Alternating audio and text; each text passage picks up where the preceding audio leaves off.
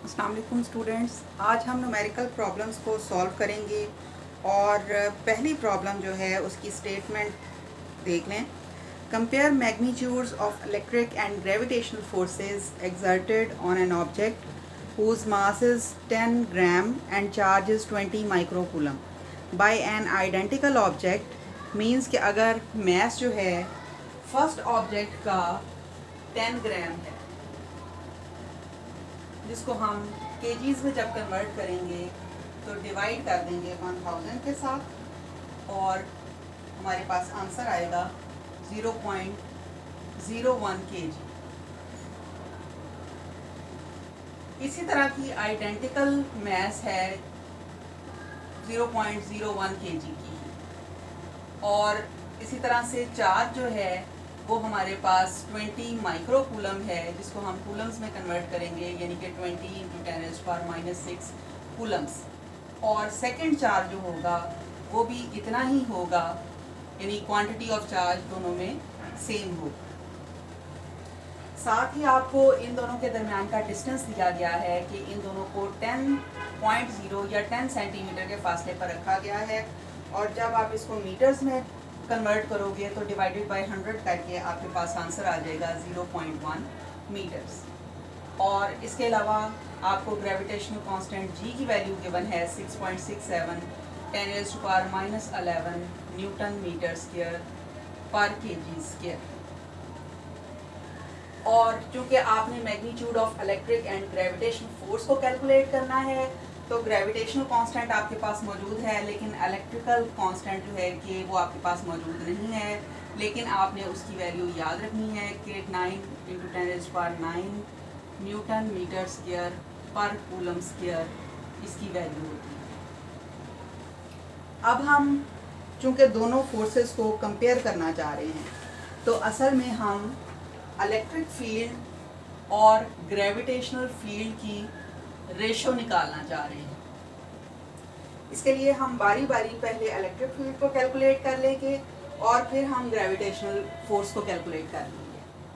Electric force जो है उसके लिए हमने फॉर्मूला पढ़ा हुआ है कि Q1 Q2/r²। यहाँ पे K की वैल्यू लगाएंगे 9 × 10⁻9। Q1 जो है उसकी वैल्यू हमने 20 × 10⁻6 पुट की, और चूंकि दूसरा चार्ज जो है वो भी इसी के जैसा है और उसकी क्वांटिटी ऑफ चार्ज भी सेम है, तो आपने Q2 की जगह भी 20 × 10⁻6 पुट किया और डिवाइड किया इसको इन दोनों के दरमियान डिस्टेंस जो कि 0.1 है इसके स्क्वायर के साथ। इसको सॉल्व कर लें, और सॉल्व करने के बाद आपके पास आंसर आ जाएगा 360 न्यूटन्स। यानी आपकी ये वाली रेशो में ऊपर वाली क्वांटिटी की वैल्यू निकल आई है 360। अब इसी पैटर्न पे आपने ग्रेविटेशनल फोर्स को कैलकुलेट करना है, और ग्रेविटेशनल फोर्स जो होती है वो इक्वल होती है Gm1m2/r²।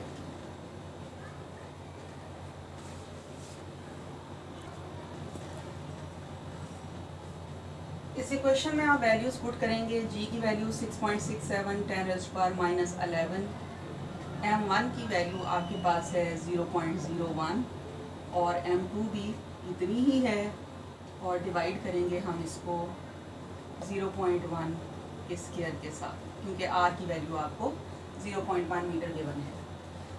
अब जब आप इसकी कैलकुलेशन करेंगे तो आपके पास इसका फाइनल रिजल्ट आएगा 6.67 10⁻13 न्यूटन्स। यानी इस ऊपर वाले प्रोडक्ट रेशो में आपने Fg की वैल्यू पुट कर। अब हम चूंकि इसको कंपेयर करना चाह रहे हैं, तो इन दोनों को पहले तो हम डिवाइड करेंगे और इसका आंसर हमारे पास निकलेगा 5.4 10⁻14। और चूंकि ये दोनों फोर्सेस की रेशो है, इसका मतलब ये है कि दोनों की यूनिट भी सेम होगी और दोनों की यूनिट आपस में कैंसिल हो जाएगी। तो इस रेशो का यूनिट नहीं होगा। अब यहाँ से जब आप इलेक्ट्रिकल फोर्स की वैल्यू निकालेंगे तो ये 5.4 इंटू 10⁻14 टाइम्स ग्रेविटेशनल फोर्स आएगी। और ये प्रॉपर्टी आपने जब कंपैरिजन पढ़ा था इलेक्ट्रिक और ग्रेविटेशनल फोर्स के दरमियान, तो आपने ये कहा था कि electric force is a strong force while gravitational force is a weak force. तो यहाँ ये फैक्ट आपको पता चल रहा है कि इलेक्ट्रिक फोर्स जो है वो 10⁻14 टाइम्स ग्रेटर है ग्रेविटेशनल फोर्स से। थर्ड क्वेश्चन की स्टेटमेंट है point charge Q and its magnitude minus 8.10 10⁻⁻8 coulomb और नेगेटिव चार्ज से आपको पता चल जाएगा कि ये इलेक्ट्रॉन है, is placed at the origin. Calculate the field at point 2.0 meter from the origin on the z axis. सबसे पहले तो हम एक्सिस ड्रॉ करेंगे।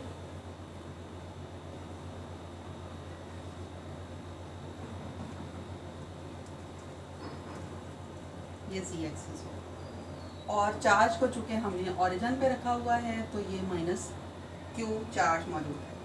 अब हम z एक्सिस पे एक पॉइंट P को कंसिडर करेंगे जो कि 2.0 मीटर है और यहाँ पर हम इलेक्ट्रिक फील्ड को कैलकुलेट करेंगे। और चूँकि इलेक्ट्रिक फील्ड नेगेटिव चार्ज की वजह से है तो इसकी डायरेक्शन होगी इनवर्ड। अब डेटा में हमें क्या क्या चीज़ें गिवन है, हमें चार्ज की क्वांटिटी गिवन है जिसकी मैग्नीट्यूड है 8.0 10⁻⁻8 कूलम्स और साइन है इसका नेगेटिव। उसके बाद हमें डिस्टेंस गिवन है फ्रॉम द ओरिजिन जो कि है 2.0 या यहाँ पे हम इसको 2 मीटर्स लिखेंगे।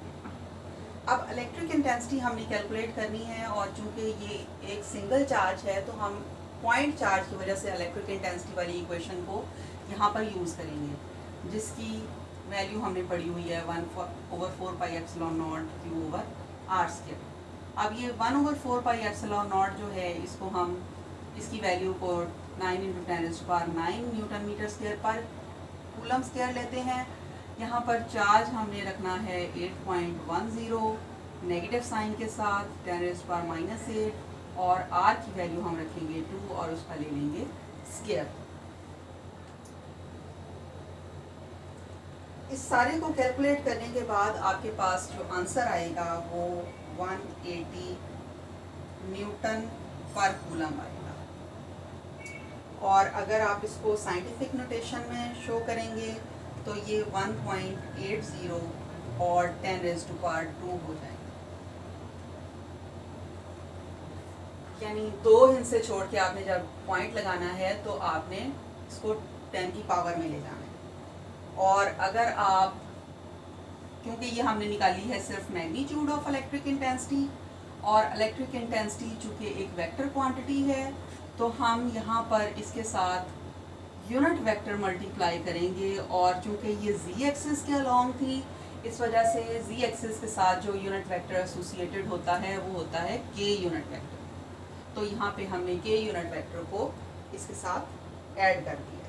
यानी अब आपके पास इलेक्ट्रिक इंटेंसिटी की वैल्यू आ गई है 1.80 10⁻² विद यूनिट वेक्टर k और यूनिट्स न्यूटन पर कूलम।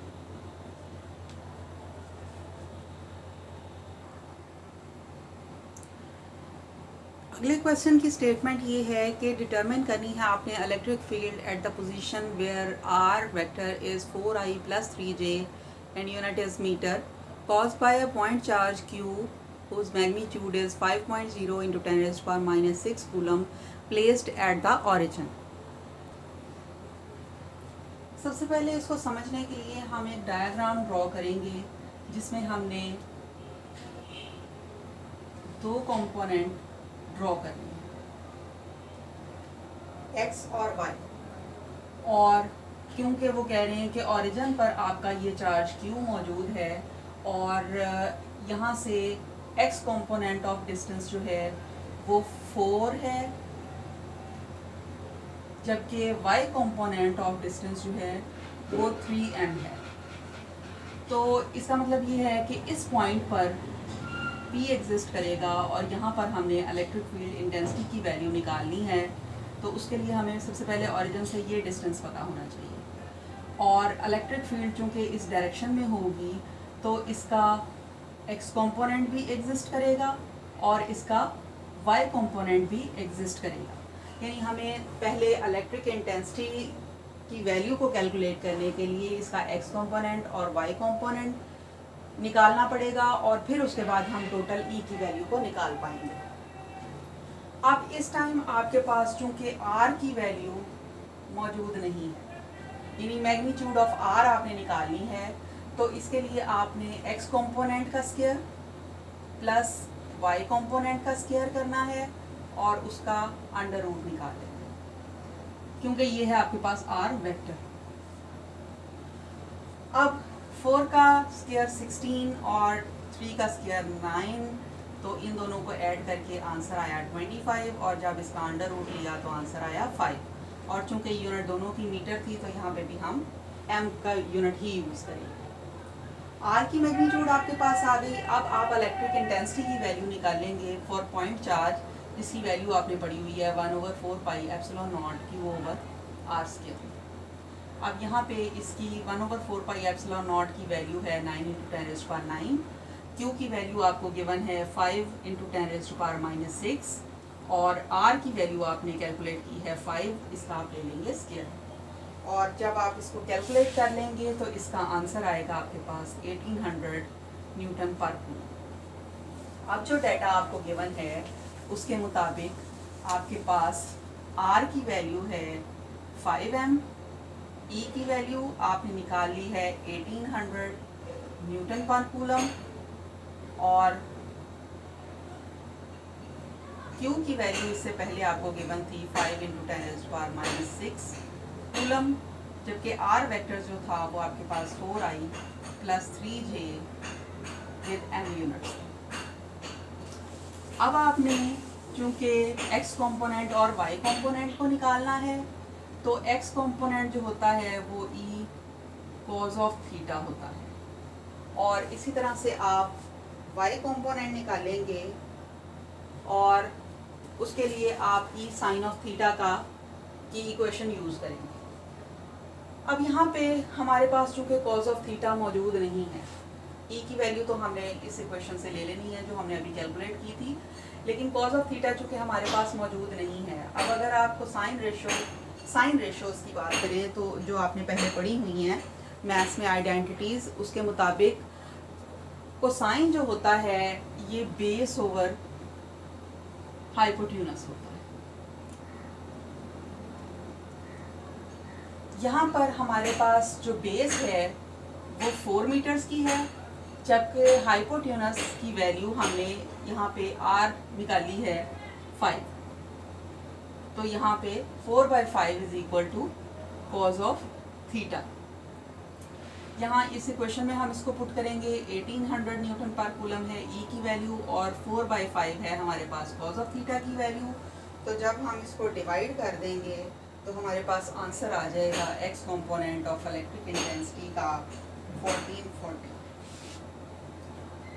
ये आ गया हमारे पास न्यूटन पर कूलम्स में। और अगर हम इसको वेक्टर फॉर्म में लिखेंगे तो इसके साथ हम, क्योंकि ये x कंपोनेंट है, एसोसिएटेड यूनिट वेक्टर होगा i और साथ इसकी आ जाएंगी यूनिट्स। इसी पैटर्न पे हम निकालेंगे y कंपोनेंट जो कि इक्वल होगा e sin ऑफ थीटा के, और साइन ऑफ थीटा अभी भी हमारे पास मौजूद नहीं है, लेकिन हमें ये आइडेंटिटी पता है कि ये इक्वल होती है परपेंडिकुलर ओवर हाइपोटेन्यूज के। तो यहाँ पे परपेंडिकुलर हमारे पास है 3 और हाइपोटेन्यूज है हमारे पास यहाँ पे 5। तो यहाँ हमने E की वैल्यू पुट की 1800 और साइन ऑफ थीटा की वैल्यू पुट की 3/5 और इसको कैलकुलेट करने के बाद हमारे पास जो आंसर आएगा वो 1080 न्यूटन पर कूलम आ जाएगा। और अगर आप इस y को लिखेंगे वेक्टर फॉर्म में तो y कंपोनेंट के साथ एसोसिएटेड जो वेक्टर होता है वो j यूनिट वेक्टर होता है विद न्यूटन पर कूलम यूनिट्स। अब हम टोटल जब E की वैल्यू निकालेंगे तो E जो होता है वो X कंपोनेंट और Y कंपोनेंट्स का एडिशन होता है। यानी आपने यहाँ पर जो वैल्यूज़ कैलकुलेट की हैं 1440i और प्लस 1080g यहाँ पर लिख देना है और इस पूरे का यूनिट होगा न्यूटन पर मीटर।